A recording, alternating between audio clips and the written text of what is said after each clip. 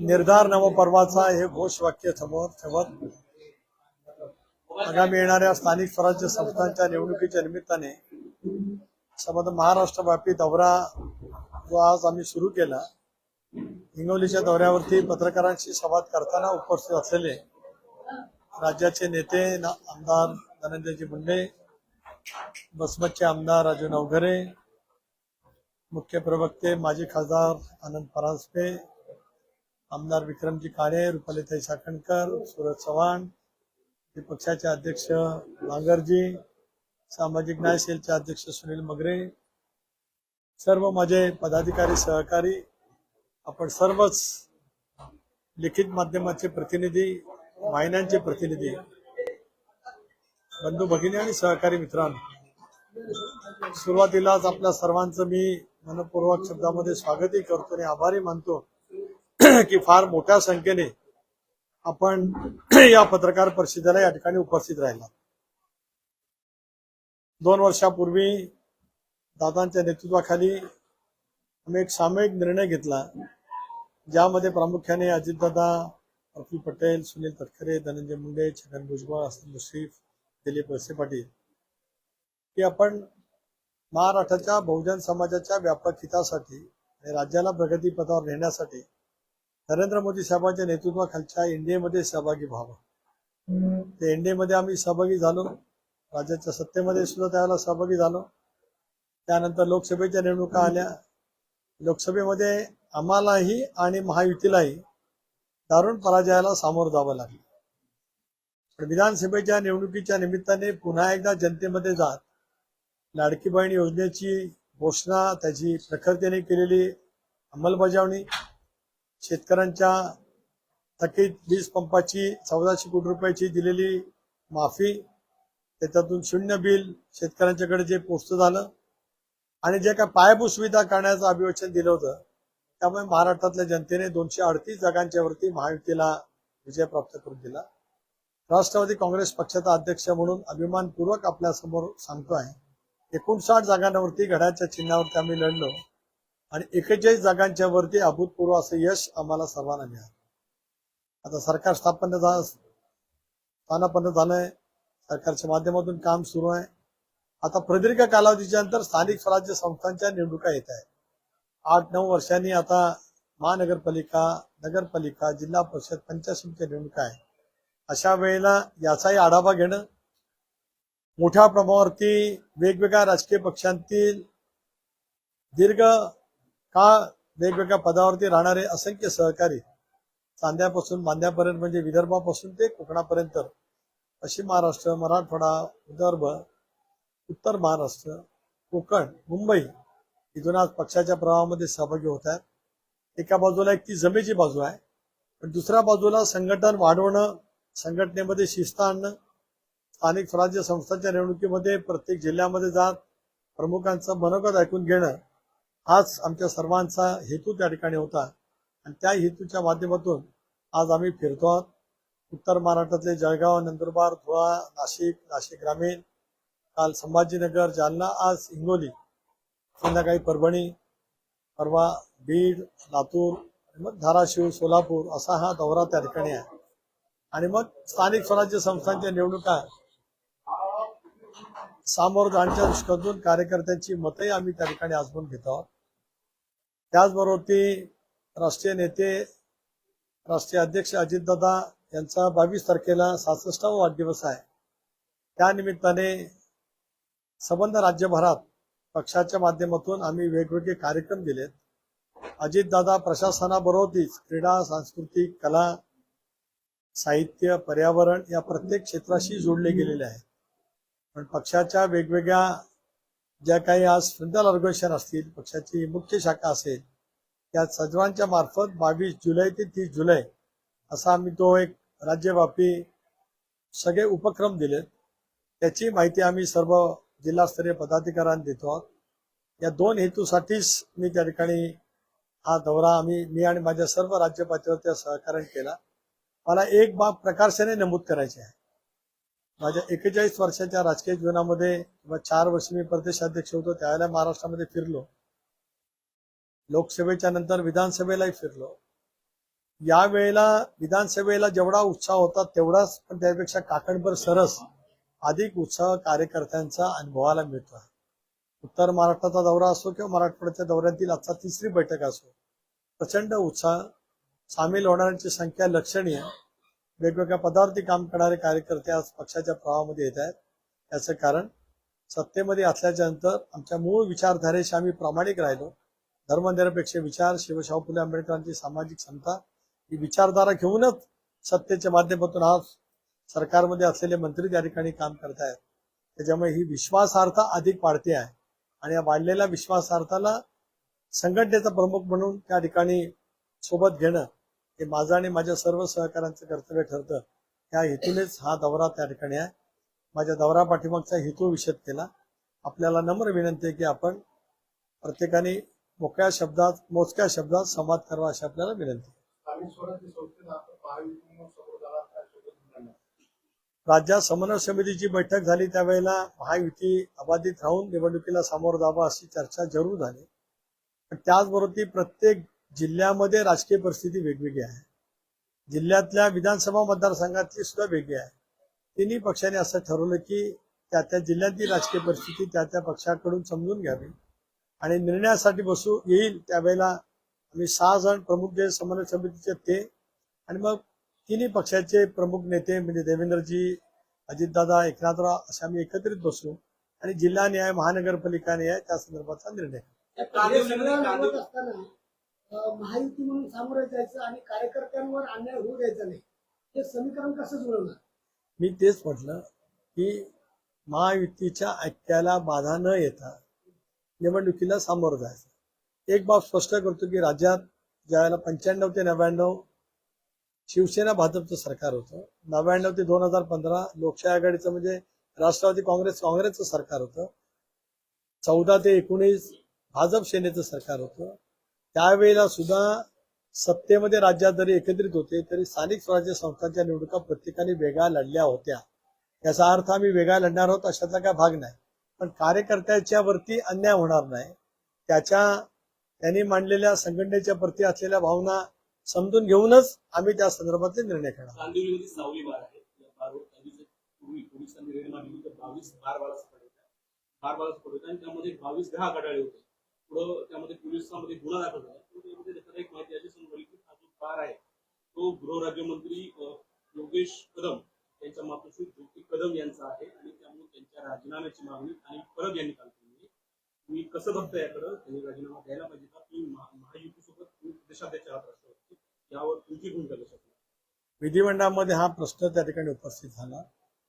माझ्या माहितीप्रमाणे माननीय मुख्यमंत्री महोदयांनी चौकशी करण्याचं विधिमंडळामध्ये आश्वासित केलंय. त्यामुळे त्या संदर्भातली ती चौकशी करतील आणि त्याच्यातला योग्य तो निर्णय ते घेतील.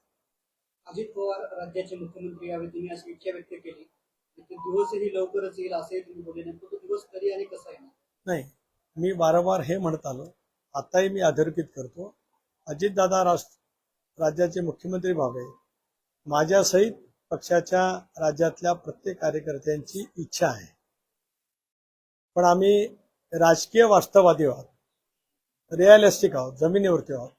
आम्हाला वास्तव कळतं की आज भारतीय जनता पक्षाचे 138 आमदार आहे, शिवसेनेचे 60 आहेत, आमचे 41 आहे आणि त्याच्यामुळे आघाडीच्या युतीच्या राजकारणाची अपरिहार्यता आहे.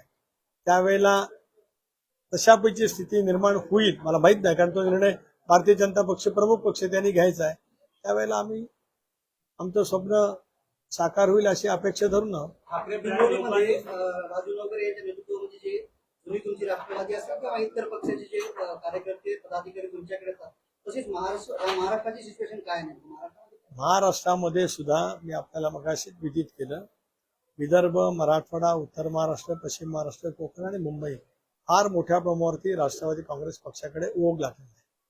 माजी आमदार असतील, वेगवेगळ्या सहकार चळवळीमध्ये काम करणारे नेते असतील, या सर्वांनी मिळून दादांच्या नेतृत्वाखाली राष्ट्रवादी काँग्रेस पक्षामध्ये सामील होण्याचा निर्णय घेतला आणि त्याच्यामुळे दर आठवड्याला मोठ्या प्रमाणावरती पक्षप्रवेश मुंबईलाही होतात आणि जिल्ह्याच्या दौऱ्यावरती मी किंवा दादा जातो तिथे पक्षप्रवेश होतात. आजही मोठ्या प्रमाणावरती पक्षप्रवेश हिंगोलीमध्ये झाला. तुम्ही असं बोलताना लाडक्या बहिणीवरती बोलले, अजित पवारांनी लाडक्या बहिणीची घोषणा केली असं म्हटलं आणि त्याच्यामध्ये वाढ होईल असंही तुम्ही बोलले. दादाच म्हटले होते की 2100 रुपये महिन्याला देणार आहेत, ते कधी मतदारांचा वादा पूर्ण होणार? दोन बाबी आहेत. जाहीरनाम्यामध्ये संयुक्त जाहीरनामा महायुतीने जो केला त्यामध्ये 3 गोष्टी आम्ही प्रामुख्याने आश्वासित केलेल्या आहे. एक तर 1500 रुपयेची वाढ करणं, 2100 पर्यंत नेणं. शेतकऱ्यांच्या कर्जमाफीच्या बाबतीमध्ये सुद्धा आमच्या जाहीरनाम्यामध्ये आहे आणि अन्य काही बाबी आम्ही जाहीरनाम्यामध्ये संयुक्तपणाने केल्या. वेगवेगळा भाजप, शिवसेना, राष्ट्रवादीचा वेगवेगळा जाहीरनामा आहे, पण एक संयुक्त जाहीरनाम्यामध्ये या गोष्टी ठळकपणे नमूद केल्यात. हे सरकार योग्य वेळी या संदर्भाचा निर्णय करेल. तटकरे साहेब, तुम्ही एका पक्षाचे प्रमुख नेते आहात. तुम्ही महायुतीमध्ये आल्यानंतर सगळं सरकार स्थापन झालं. मात्र तुमच्या मित्रपक्षाच्या आमदारांनी जो राडा केलाय, विधान भवन असेल, कॅन्टीन मध्ये असेल, सगळे मित्रपक्षाचे आमदार होते. अधिवेशन काळ हा, तुम्हाला वाईट वाटत नाही का या असे मित्रपक्षातले आमदार करतात आणि त्या पक्षातले करतात? वाईट वाटण्यापेक्षा चीड येते. मी वारंवार स्पष्ट केले की विधिमंडळातील कोणीही राजकीय पक्षाचा विधानसभा सदस्य असेल, लोकसभा सदस्य असेल, त्यांचं वर्तन, त्यांची भूमिका ही नेहमीच लोकांच्या अपेक्षांची पूर्तता करणारी असली पाहिजे. पण या घटनेच्या निंदनीय घटना आहे, त्याचा मी निषेध वारंवार केलाय. परवाच्या घटनेचा सुद्धा निषेध केलाय. राष्ट्रवादी काँग्रेस पक्षाच्या वतीने मी मागणी केली की अशा पद्धतीचे कृत्य करणाऱ्यांच्यावरती कारवाई केली जाईल. मराठी भाषा बोलायला आणि राष्ट्रवादी पक्ष शेतकरी आत्महत्या कमी करण्यासाठी काय प्रयत्न करेल? कारण कर्जमाफी आहे, शेतकरी हैराण आहे. एका दिवशी 2 शेतकरी आत्महत्या केल्या. कसं पाहता तुम्ही? दुर्दैवाने तुमच्याने माझ्या महाराष्ट्रामध्ये गेले अनेक वर्ष शेतकऱ्यांच्या आत्महत्या होत आल्या. प्रमाण सुद्धा काही वेळेला वाढलं. काही वेळेला केंद्र आणि राज्य सरकारच्या कडनं उपाययोजनाही झाल्या, पण तरीही दुर्दैवाने हे सत्र थांबत नाही. हे आमच्या सर्वांच्यासाठी क्लेशकारक आहे. याच्यामध्ये शेतकऱ्यांच्या हिताच्या दृष्टीतून यापूर्वी निर्णय घेतलेत, अधिक निर्णय कसे करता येतील याचा विचार राज्य पातळीवरती आणि केंद्र पातळीवरती नक्कीच त्या ठिकाणी सुरू आहे. शेतकऱ्यांच्यासाठी जाहीर केलेल्या योजना शेतकऱ्यांपर्यंत पोहोचवणं, त्याची अंमलबजावणी करणं, या गोष्टीला प्राधान्य हे दिलं जाईल. गोदावरी खोऱ्यातील तूट भरून काढण्यासाठी नदी जोड प्रकल्प आहेत, ते राबवण्याचा सुद्धा प्रयत्न हा निश्चितपणाने केला जाईल. पीक विमा योजना असेल, भारत सरकारची पंतप्रधानांच्या नावाने आश्वासित केलेली योजना असेल, या योजनेची अंमलबजावणी शेतकऱ्यांच्या बांधापर्यंत जाऊन करणं हेच उद्दिष्ट ठेवून आम्ही काम करतो. निशिकांत दुबे यांनी मराठीबद्दल वक्तव्य केलं होतं, त्यावर काल राज ठाकरे यांनी घोषणा केली की निशिकांत दुबे तुम्ही मुंबई आओ, तुम्ही समंदर में डुबो डुबो के मारेंगे, असं बोलणं योग्य वाटतं का? एक असं आहे की कुणीही निशिकांत दुबेंचं पहिलं वाक्य सुद्धा जे पहिलं झालं ते सुद्धा काही महाराष्ट्राच्या दृष्टिकोनातून किंवा देशाच्या संस्कृतीच्या दृष्टिकोनातून योग्य नव्हतंच. त्यांचं सुद्धा वक्तव्य त्याचाही निषेध. मी जरी आज एनडीएमध्ये आहे, निशिकांत दुबे लोकसभेतले आमचे सहकारी आहेत, त्यामुळे माझा त्यांचा परिचय चांगला आहे. त्यांचंही वाक्य महाराष्ट्राच्या बद्दलचे जे होतं, मराठी भाषेबद्दलच जे होतं, ते अत्यंत चुकीचं होतं. आता ठाकरे घराणं किंवा राज ठाकरे त्यांच्या शैलीमध्ये बोलत असतात. ती शैली काय आम्हाला आवडते अशातला काय भाग नाही. आमची आवड निवड काही असो, ती त्यांची ठाकरे शैली कधी सोडत नसतात. त्यांच्या शैलीने ते बोललेत. अजितदादांनी जे आहे ते वसमत विधानसभेचा शब्द पाळलेला नाही, कारण प्रचार सभेच्या पहिल्या भाषणात दादा म्हणले होते की तुम्ही आमदार द्या, आम्ही मंत्री देऊ. मात्र कुठेतरी तोच शब्द दादांनी वसमत विधानसभेचा पाळलेला नाही. पाळला नाही असं तुम्ही बोलताय हे मला मान्य नाही. मंत्रिमंडळाची रचना करत असताना ज्या संख्येवरच्या मर्यादा आल्या, त्यामुळे अनेक कर्तृत्ववान सहकार्यांना घेता आलं नाही, ही वस्तुस्थिती नाकारल्या जात नाही. त्यांचा शब्द ज्यावेळेला ते बोलले त्यावेळेला त्या सभेला मी हजर होतो. त्यावेळेला सुरुवातीला झालेलं वातावरण, नंतर झालेली चांगली सभा, एकंदरीत राजू नवघरेंच्या विजयाचा पायाच रस्त्यावरची सभा होती. I was also witness of त्या सभेचा. 2 मिनिटं. तर त्याच्यामुळे ज्या विश्वासाने बसमतच्या जनतेने नाही असू मी देतो उत्तर, तुम्ही काय काळजी करता, प्रेस माझे आहे. विकासाच्या या मुद्द्यावरती योग्य तो निर्णय योग्य वेळेला नक्की होईल. साहेब, आपण एकत्रित राज ठाकरे बोलला विचारायला गेलो, असे संकेत असले दोन्ही राष्ट्रवादीच्या एकत्रीकरणाचे, तसे काही संकेत आहेत का? आपण अध्यक्ष आहात, त्याने काय म्हटलं आपण दोन्ही राष्ट्रवादी एकत्रीकरणाविषयी, दोन्ही राष्ट्रवादीच्या एकत्रीकरणाविषयी चर्चा आली तर एनडीएला आणि भाजपाच्या शीर्ष नेत्यांना बोलावं लागेल, काही संकेत आहेत का? आपण अध्यक्ष आहात. एक तर विलिनीकरणाच्या मुद्द्याची कुठेही प्राथमिक सुद्धा चर्चा राज्य पातळीवरती नाही. हे मी काल स्पष्ट केलं, वारंवार स्पष्ट केलं. येईल त्यावेळेला कोर ग्रुप त्या बाबतीमध्ये निर्णय करेल. पण आम्ही हा निर्णय करत असताना ज्यावेळेला आम्ही एनडीए मध्ये सहभागी झालो, त्याला भारतीय जनता पक्षाच्या केंद्रीय नेतृत्वाशी बोललो, केंद्रीय नेतृत्वाने सहमती दर्शवली, म्हणून आमचा सत्तेमधला सहभाग आहे. अशा वेळेला कुठलाही मोठा राजकीय निर्णय ज्यावेळेला आम्हाला करण्याची शक्यता येईल आली असं मी म्हणत नाही, पुन्हा एकदा सांगतो, त्यावेळेला जरूर भारतीय जनता पक्षाच्या शीर्षस्थ नेतृत्वाशी आम्हाला बोलावं लागेल, चर्चा करावं लागेल. राज ठाकरेंनी एक प्रकारचं काल सरकारला आव्हान दिलं की तुम्ही 1ली ते 5वी सुरू करून दाखवा, शाळाच नाही तर दुकान बंद. मी सांगितलं ना, ती ठाकरी शैली आहे आणि त्यांना एक माहिती असतं, आपण जे बोलतो ते सरकार करणार नाही, पण त्यांची स्टाईल त्याला मी काय करणार. तर ठाकरे शैलीचा एक मिनिट, सरकारने हा निर्णय रद्द केलाय, स्थगित नाही केला, रद्द केलाय. नरेंद्र जाधव यांच्या नेतृत्वाखाली समिती नेमली. राष्ट्रवादी काँग्रेस पक्षाने सुद्धा स्वच्छपणाची भूमिका मांडली की त्रिभाषा सूत्र आपल्याला स्वीकारत असेल तर ते 5वीच्या नंतर स्वीकारलं जावं.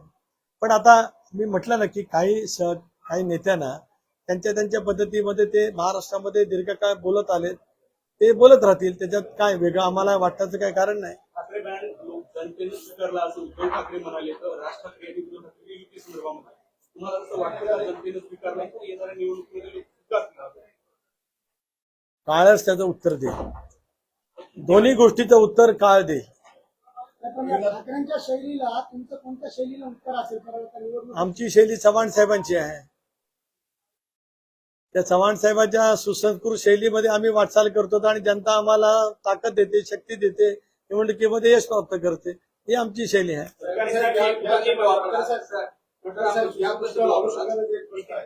प्रवीण दादा गायकवाड यांच्यावर जो हल्ला झाला तर त्यांनी डायरेक्टली आरोप केला की आरएसएस या गटाचा सूत्रधार आहे. त्यावर आपलं मत काय? प्रवीण गायकवाडांच्या वरती झालेल्या हल्ल्याचा राष्ट्रवादी काँग्रेस पक्षाने निषेध व्यक्त केला. प्रदेशाध्यक्ष म्हणून मी व्यक्त केला. सरकारने चौकशी केलेलीच आहे, काही अटक झालेले आहेत, कठोर कारवाई करावी असं आमचं स्पष्ट मत आहे. आरएसएसचा त्यांनी काय बोलावं त्यांचा भाग आहे. त्यांनी बोललेल्या वृत्ती मला प्रतिक्रिया देण्याचं काय कारण? साहेब, संजय राऊत असं म्हणाले काही कारण नाही ना, काही बदल राहील. सरकार माजले, सत्ताधारी देखील माजले शब्द राऊतांनी वापरला. काय काय सरकार माजलं आहे आणि सत्ताधारी देखील माजले, संजय राऊत म्हणाले. मी वारंवार एक बाब सतत बोलत आलो की लोकसभेच्या निवडणुकीच्या नंतर सर्वांनाच वाटलं की राज्यात महाविकास आघाडीची सत्ता येईल. एक 7-8 मुख्यमंत्री झाले ते तयार, एक 40-50 मंत्र्यांनी सुद्धा शपथ घेण्याची तयारी केली होती नवीन कोट शिवून. पण दारुण अपयश आल्याच्या त्या नैराश्यातून अजून कोण बाहेर आलं नाही. त्यामुळे संजय राऊतांना सकाळीच ते असं बोलून दिवसभर जे काही चालवायचं असतं त्याच्या पलीकडे त्यांच्या वक्तव्याचं काय दखल घेण्यासारखं नाही. मराठा आरक्षणाचा मुद्दा घेऊन परत एकदा जरांगे पाटील 29 तारखेला मुंबईकडे कूच करणार आहे. या संदर्भामध्ये सरकार, मुख्यमंत्री, दोन्ही उपमुख्यमंत्री योग्य तो निर्णय करतील. उद्धव ठाकरे ने कहा है कि चुनाव आयोग में पत्थर है, उस पत्थर पर सिंदूर लगा देने से शिवसेना नाम और धनुष्य कोई उसे छीन नहीं सकता. यह मेरे पिता और दादा ने दिया हुआ नाम है, चिन्ह है. ठाकरे ने कहा कि महाराष्ट्र के लिए ये संघर्ष रहेगा. जैसे कि सुप्रीम कोर्ट में इसके बारे में याचिका चल रही है, सुप्रीम कोर्ट इसके बारे में फैसला करेगी. चलो, धन्यवाद. Thank you.